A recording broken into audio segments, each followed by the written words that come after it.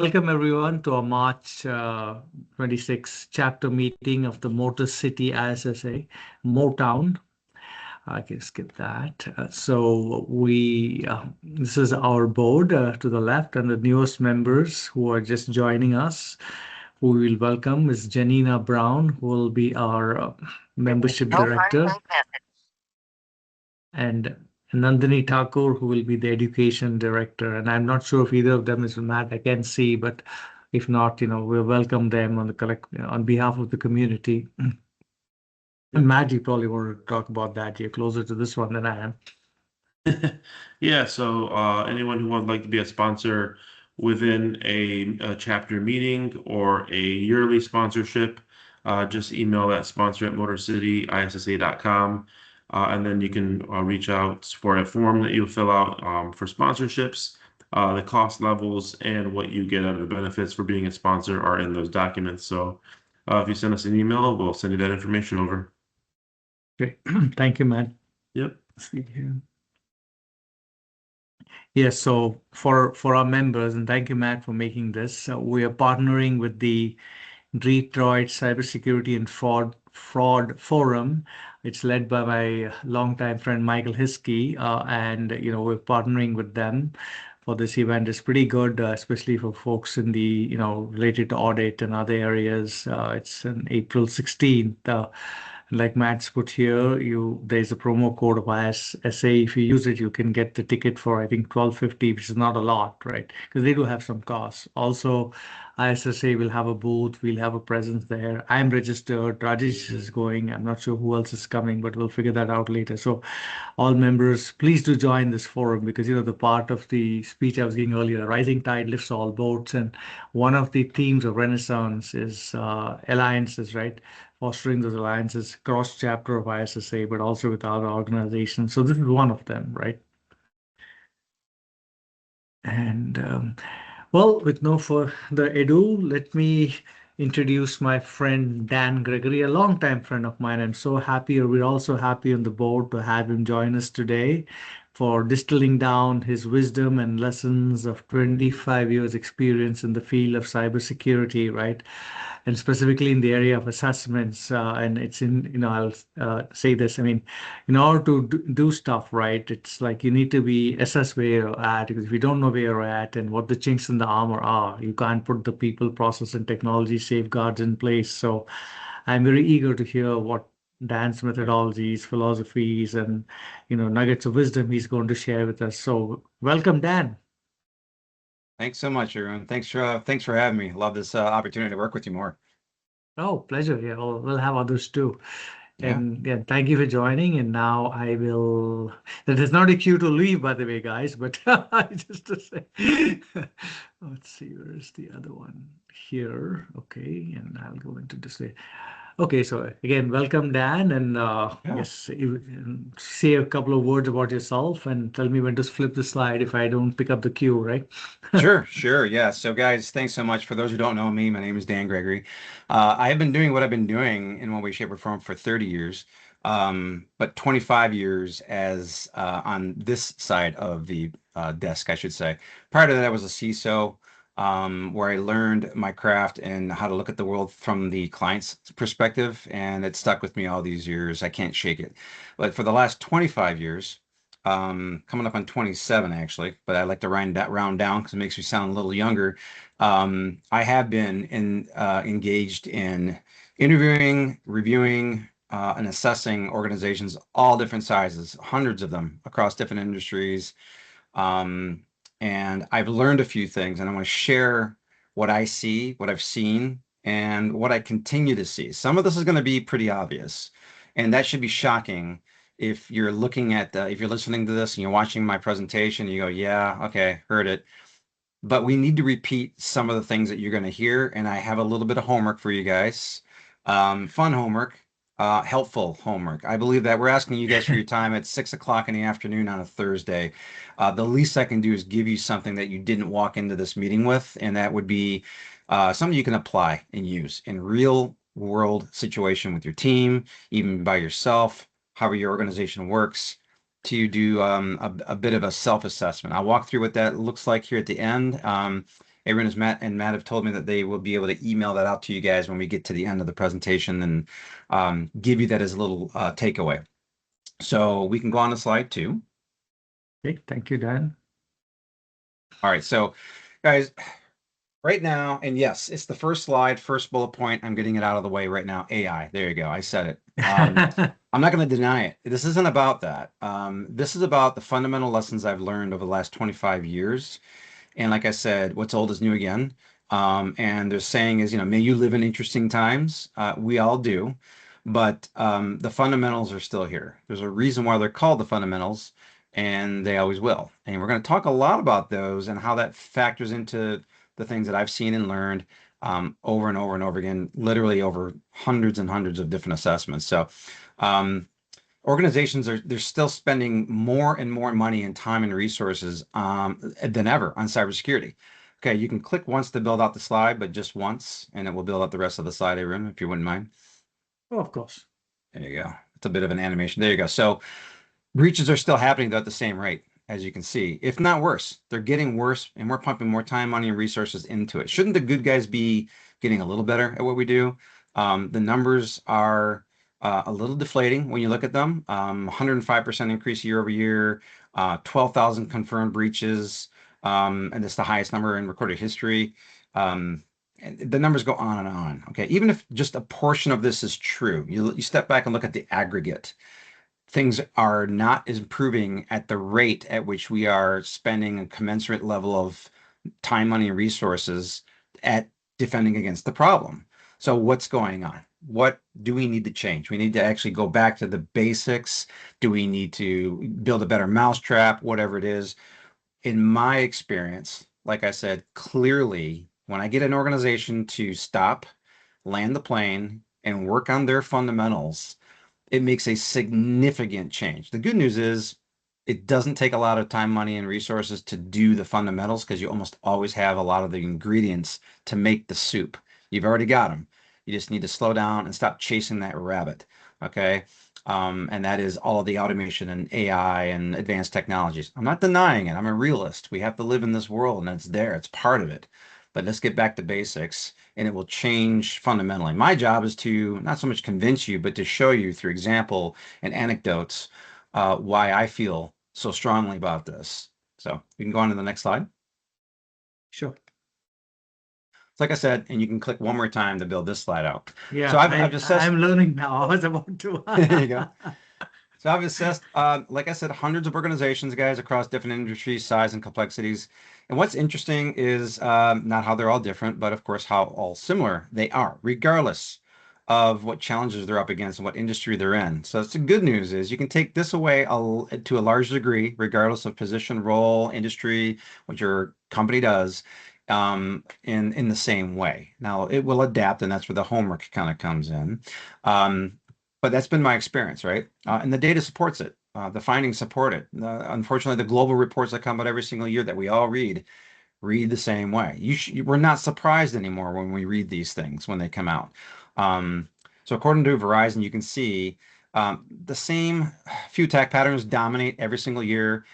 The thing that's really common, though, is us, humans. We introduce chaos. We're lazy. We're forgetful. We have bad habits. We pass down things that we think are the right way to do it to the next person, and they kind of get it wrong a little bit, and they get it, and they pass it on to the next person, and so on and so forth. And it's a horrible game of post office that kind of adds to the chaos. And it's what we do. We change things and forget to change them back. We could go on and on with all these analogies, but humans are a large part of the problem, and we always want to go to the next thing to try to fix it.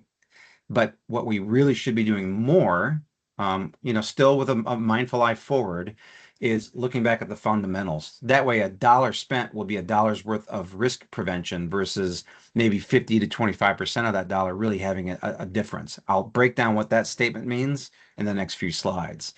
But guys, this isn't theory. This is pattern recognition. We all know and see it. So this is, again, we can go to the next slide. And while we do, I'll say this.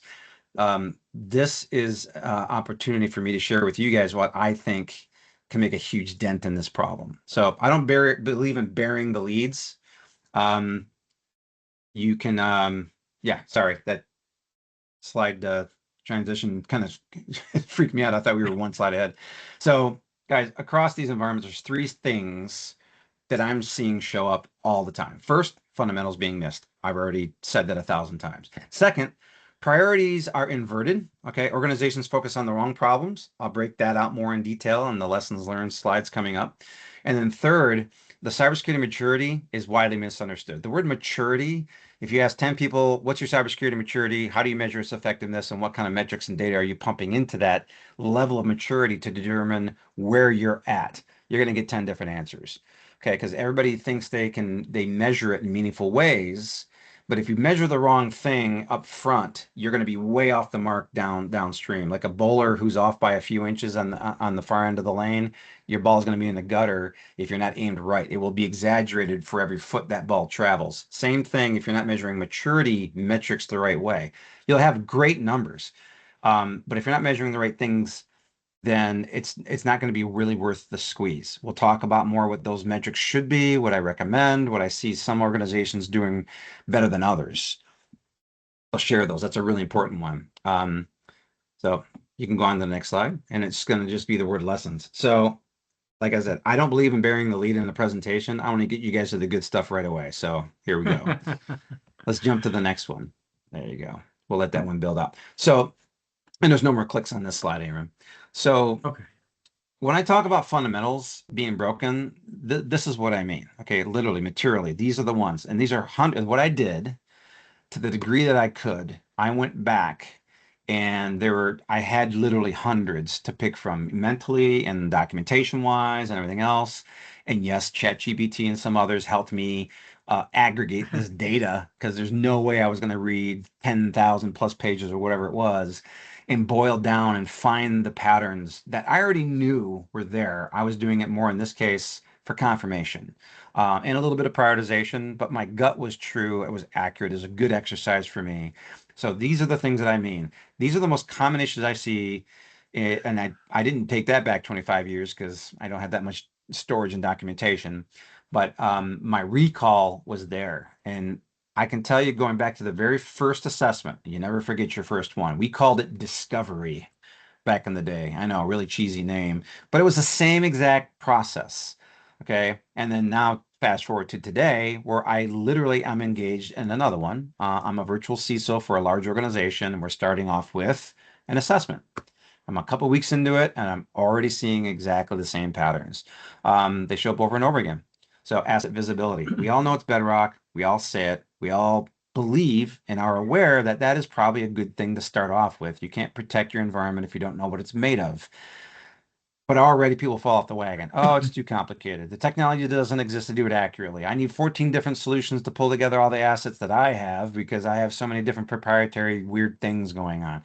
The list goes on and on and on till you get like a couple of people who throw their hands up in disgust and say, you know what, I'll take the best I can get. 80-20 rule kicks in, but that 20% will kill you because all you need is a couple assets that are undiscovered, misconfigured, have vulnerabilities on them, and the bad guys are off to the races. So asset visibility is something where the fundamentals realistically should be observed more and better than they are almost every single time. It is our bane. It is the hardest thing we have to do, and it is a constant river of changing data. I know it changes hourly in data and daily in some organizations, but we need to focus on that. More to come on this one. I'm not going to just put problems in for you guys. I'm going to give you solutions. Sorry, what was that, Aaron? Yeah. No, I just wanted to, I just was on a call today with an advisor with some firms, you know that, and one of the gentlemen from there mentioned that he was at RSA this year, and so, of course, I asked him, what were your 4 key learnings or whatever you want to share, 3 to 5, and he said, he had so many conversations of people came up to the booth, and what he heard about the things top of mind for people today are kind of eerily related to your slide in no particular order: identity, cyber resilience, observability, and of course AI. It just makes you feel happy, doesn't it? That people are There you listening go. to you, Dan. We're hitting them all. And I would argue that resiliency is achieved if you observe the fundamentals. resiliency isn't one thing. It's like, zero trust or secure access service edge. Those aren't things you can buy. Those are the things you build. Same thing with resiliency. Like I can't buy a box of resiliency. I wish I could. But my argument is, I love that, by the way. That's awesome. We knew AI was going to be the thing. A lot of people are riding on the coattails of that, and that's fine. That's good. Follow the money. That's what's going on. But the resiliency is built through fundamentals. You absolutely must have that. So you can see a lot of these other things. Thank you for that, everyone. That's great. I love, like, confirmation is a good thing, right? Misery loves company. So identity access management, that's a whole universe. I'm sorry, I skipped over data. Data is king. Everybody says identity is the new edge. That's great. I don't want to say I don't care, but it pales in comparison when you look at what data is. Data is the reason we all have jobs in cybersecurity. They take away the data, we don't have to get out of bed in the morning because we have nothing to protect. And with one sentence, you tell me I've got a problem with anything in cybersecurity, firewall configuration. I got a problem with email security, web browser security, zero trust, whatever it is. I can say, well, why do we need that? And then the next thing is going to be to protect the data. At the end of the day, that's all that's paramount. That's our jobs. Underneath our badges we all wear, it's to protect the data. And we can't take our minds off of that. And data is an asset, and assets need to be inventoried. Just like a laptop, a server, a switch, a router, a firewall, data, individual data, is an asset. And that is the hardest one to wrap your hands around. So we could spend a whole day talking about data security programs, but that one always comes up, how you're protecting it, how you're restoring it. But if you don't spend time with all of these together, you might as well not do any of them. This is not a pick your choose your own adventure. This whole thing has to happen in order for these fundamentals to be really effective.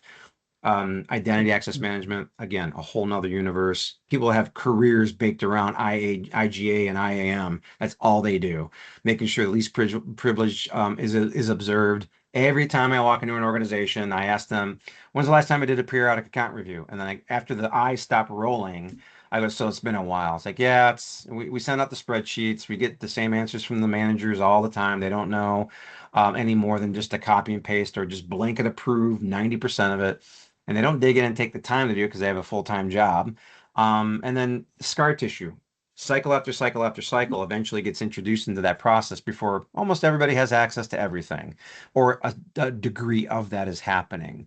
So that is another slippery slope, and it's hard to maintain. None of these are easy, guys. I didn't say that. These are all hard things. The fundamentals are usually tough. Configuration management, yes. Once you discover your assets, the next hardest thing you got to do is configure them properly, lock them down, put those standards on there.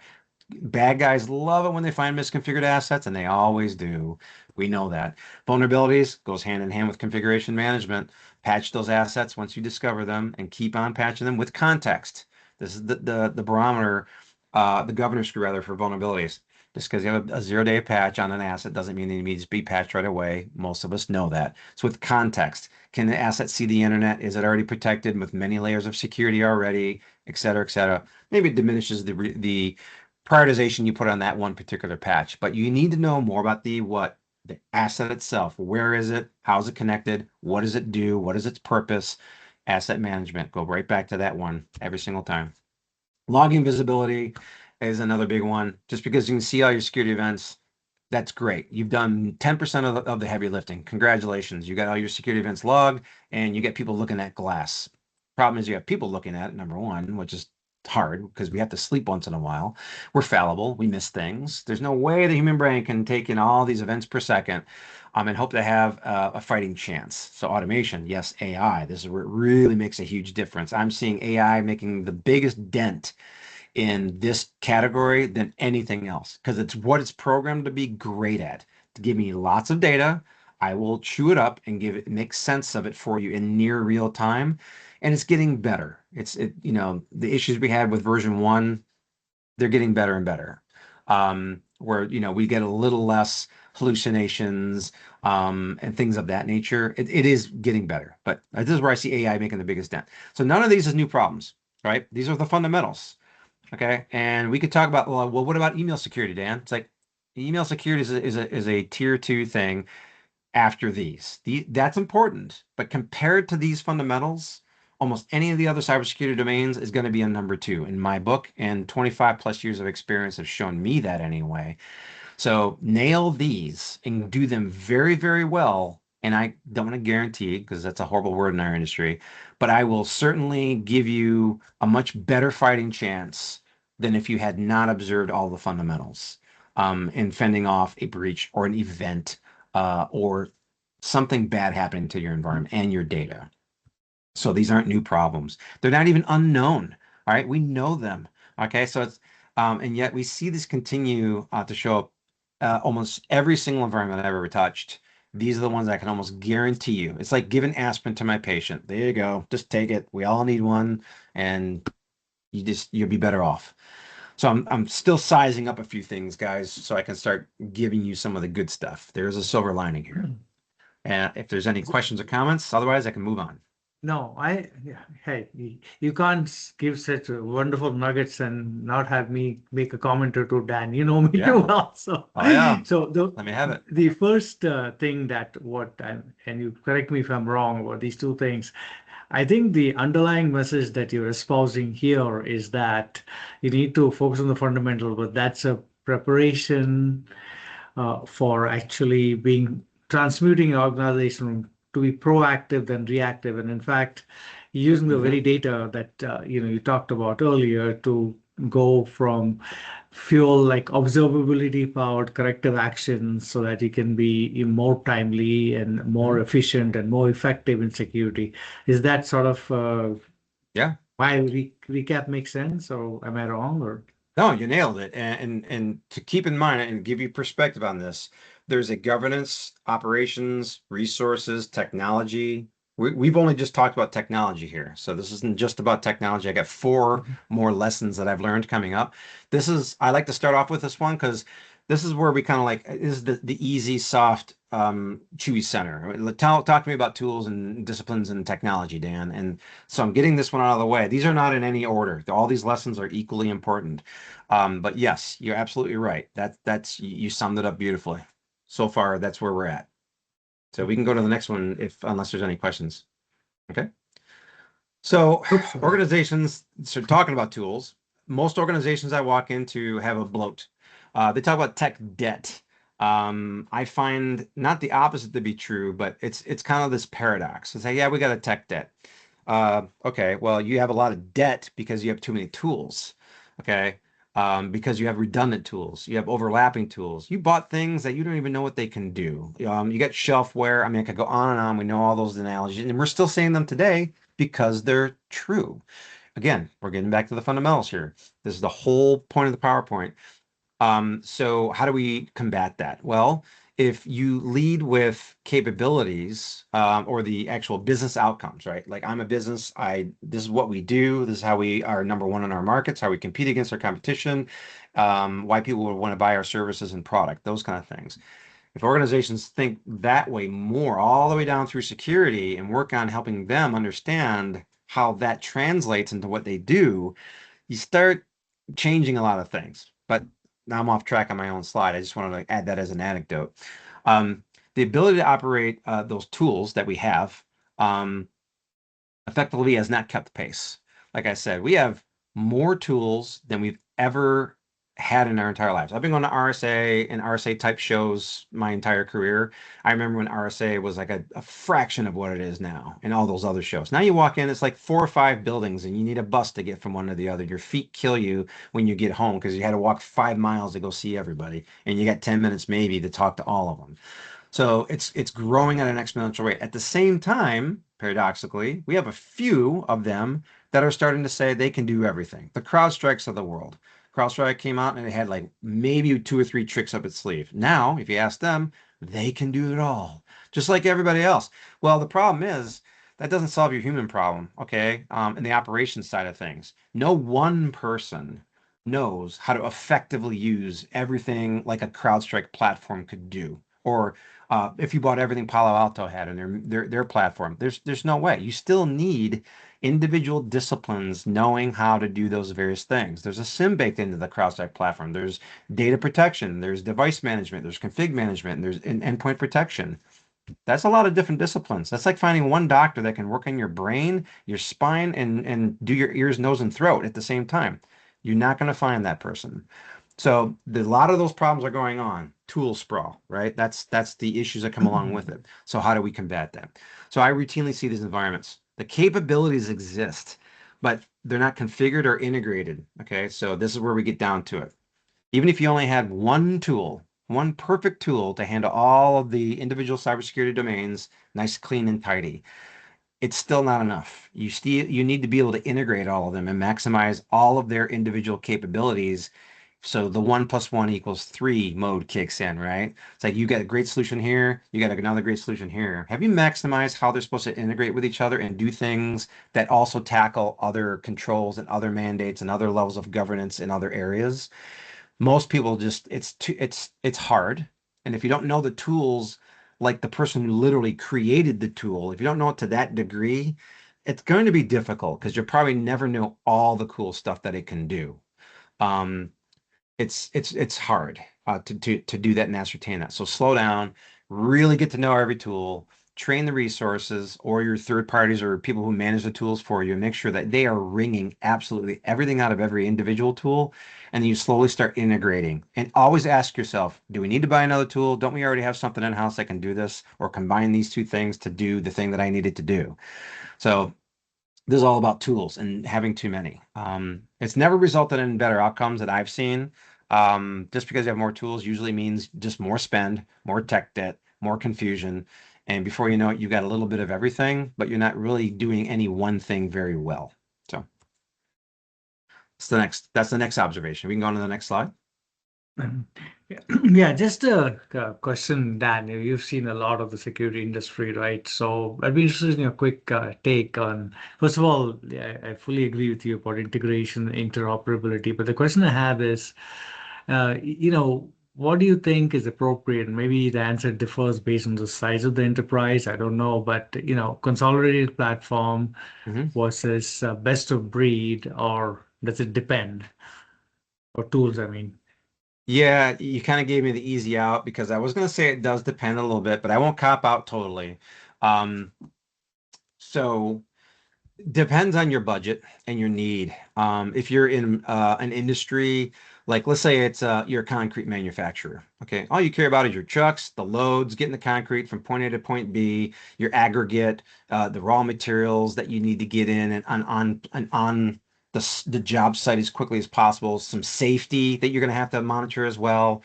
So you got a totally different model than if it was, and let's say you're doing really well. Let's say you made $500 million revenue last year.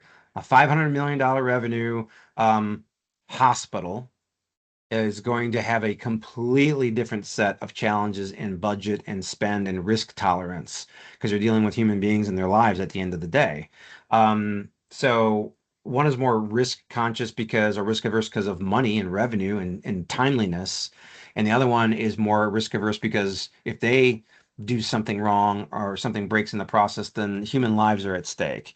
And of course, then there's other things there too. So it's really very different. So know your business. Like I said, look at the business and what it does first.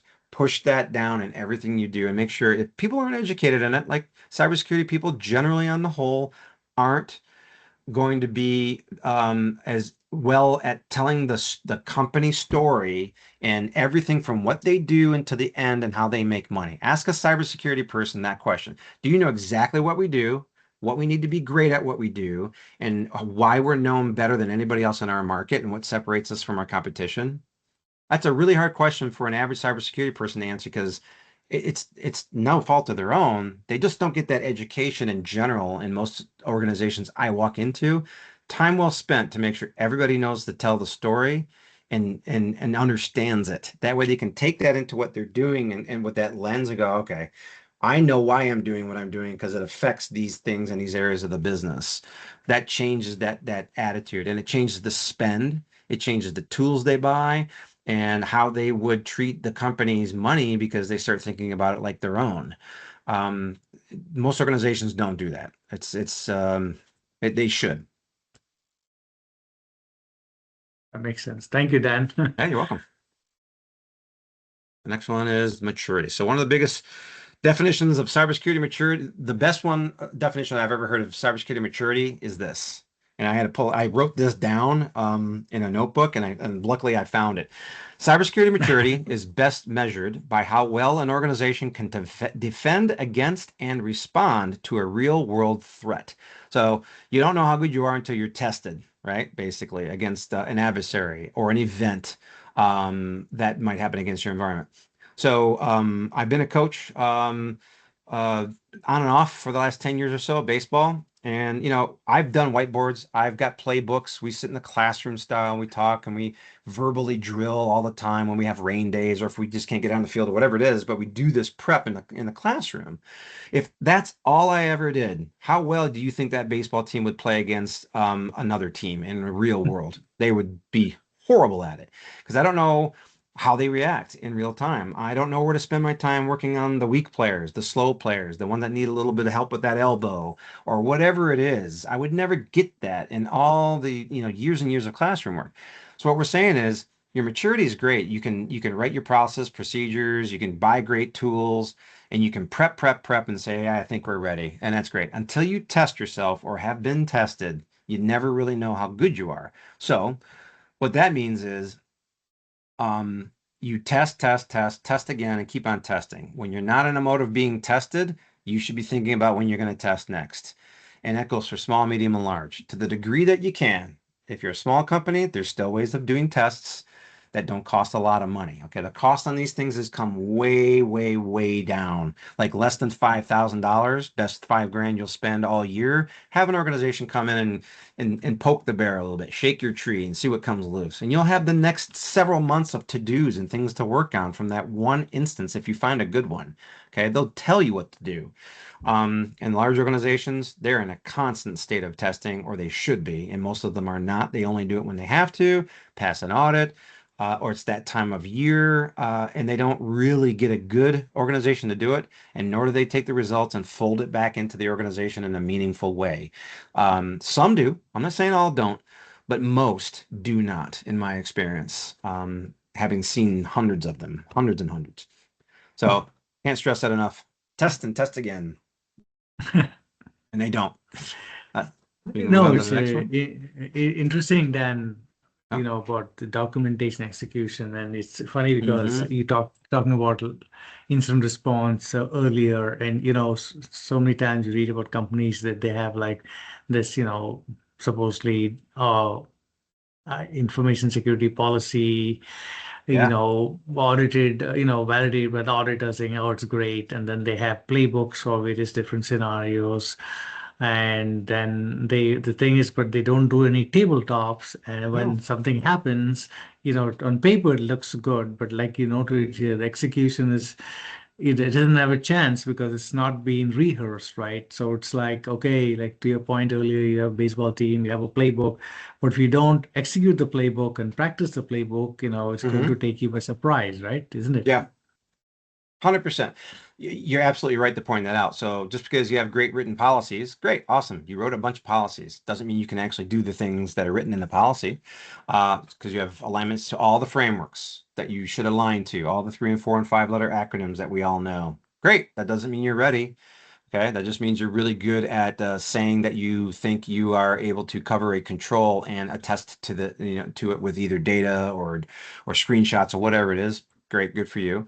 And then documentation doesn't mean that you can actually execute. So again, the analogy is you sit in a classroom with your baseball team, get them out on the field, drill, test, and find out where they're weak and constantly be doing all the time. That should drive every action your team is going after, and none of the sitting in a room and talking about what you think you guys should be working on based on, well, how much budget did we get? Like, well, let's axe that one. Let's not do that. Okay, that can be delayed.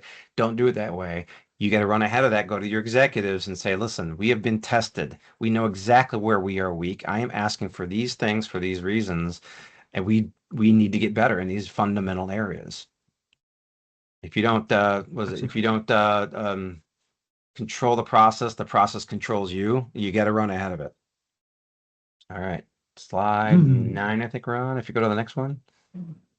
Yeah, I just one thing I wanted to bring up, and sorry, I'm picking your brains a lot, and Oh, you're we have good. all of That's us why I'm here. So, so here's the thing, right? I mean, the two things that always kind of stick in my craw is they say we must get cyber insurance, but you and I both know cyber insurance doesn't always solve it. You got to have the No, safeguards. It's too late many a times, it's too right? late. So If you're calling your insurance company, there's, you are already having a bad day. yeah. So I mean, I think so. That's that. So anyway, just thought I'd throw that out. Okay. Oh yeah, that's the you broke glass in case of emergency. It's broken. It's too late. You're in trouble. We're trying to sorry about that. We're trying to prevent that from happening ultimately. So I see organizations focus on advanced threats, artificial intelligence, the emerging risks, whatever's new and shiny and interesting, because that's the way we want to see the new stuff coming in all the time through our feeds and everything. Hey, did you see that new advanced persistent threat last night? And there's a lot of them right now going on that are like mind blowing. You know, the striker events of the world, they're constantly going on, and that's gonna continue to happen. That's not gonna change.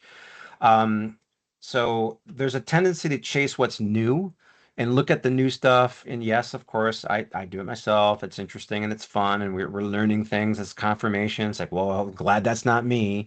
Um, instead of fixing what's broken at the fundamental level. Okay, so if you want to stay out of the news, if you don't want to be that company, you can greatly increase your odds of that happening if you hear me say it already 100 times, fundamentals.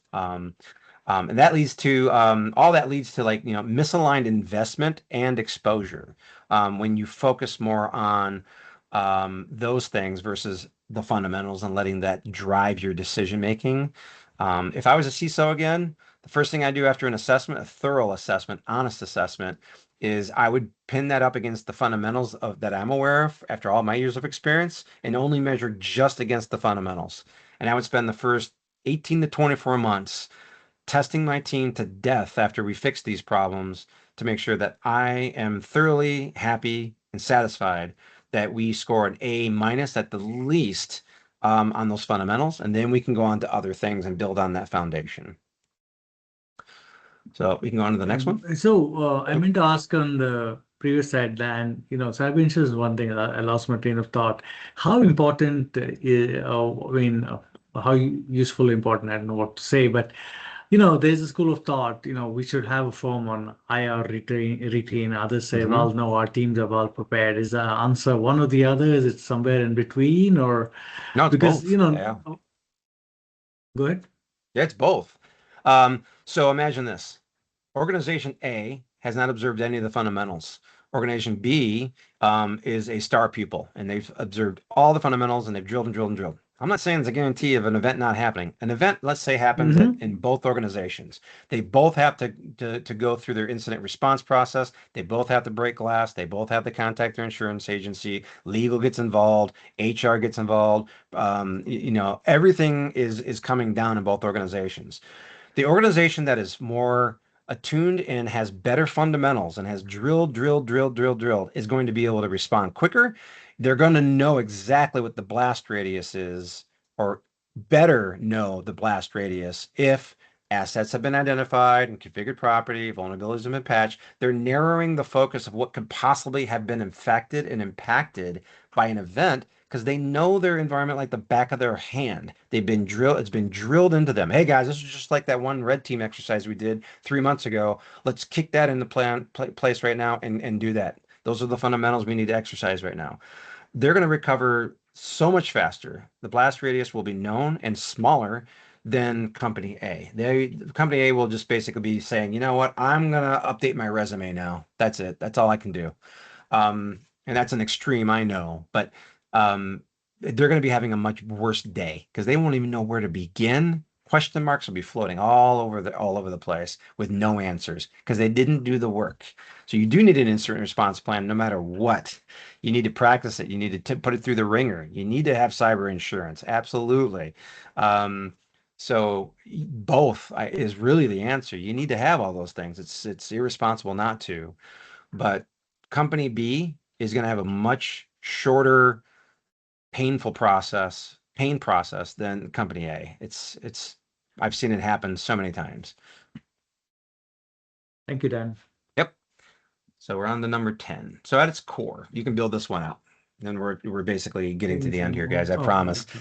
At its core, cybersecurity it's not a technology problem. Okay, It's not even an awareness problem. Yes, we have technology and we are aware of the storms that are brewing. We know what our jobs are. We know what we got to do. We not know always know why we're doing it. Again, I'll stress that again. Know the business. Spend time with people who are more on the administrative side of the business. Make the IT guys go around and spend time with finance leaders. Okay, product purchasers, whoever it is that in the business units that run your organization that are non-IT. Just shadow them for a little bit and get to know the business through their eyes. That will change their perspective. I promise you it will be time well spent. They don't all have to do it. Maybe the leaders of IT and then they project that down to their teams.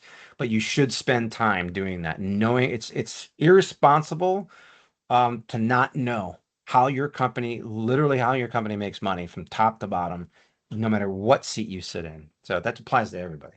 So this one right here is letting you know that it's an execution problem, tying all that together and knowing how it works, knowing what do we do in an emergency? Have we practiced? Have we drilled? Do we know exactly what playbook to open up and what things to crack open and look and turn the submarine keys and go into action? If we do it at all, do we hesitate? Is this real? Is it as bad as I thought it was going to be? Don't know. Why? Well, we haven't followed the fundamentals, so I have no idea how bad this really is right now. I have no clue.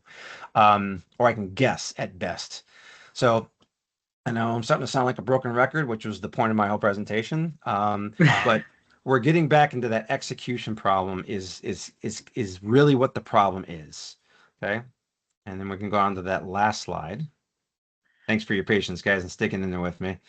So here's that little giveaway that I said you're going to get a copy of this. It's a cybersecurity reality check. Okay, it's not an assessment. I call it the reality check. It's a 2-page document, actually 3, but the first page is the cover sheet. We can email it to you guys, and it's a very good exercise to go and think about my presentation and all the things we talked about. It's all in there. There's 5 easy steps. Each step has 3 questions, and it's open forum. Get your teams together. Maybe if it's just you and you're pinned with all the responsibilities, find a quiet spot one morning. It's dedicate an hour or two to it with your coffee and go through and really, really honestly answer these, because the more honest you are with these answers and you ask, why do we do it that way? Do we have a thing that can address this question that was just posed to us? Like, no, not really. Well, be honest about it. Why? Record all those things. And even when they're good, it's like, yeah, we do pretty darn good with that. We already know that problem's handled. Let's go on to something else. You'll have a very good result, or a perspective rather, on a true level of maturity, at least on paper. And if you've been honest, you'll have a lot of reorganization of thought and maybe spend and prioritization of projects for the remaining year or two. At least it should influence some of those things that are in flight already. It'll be confirmation in some other areas.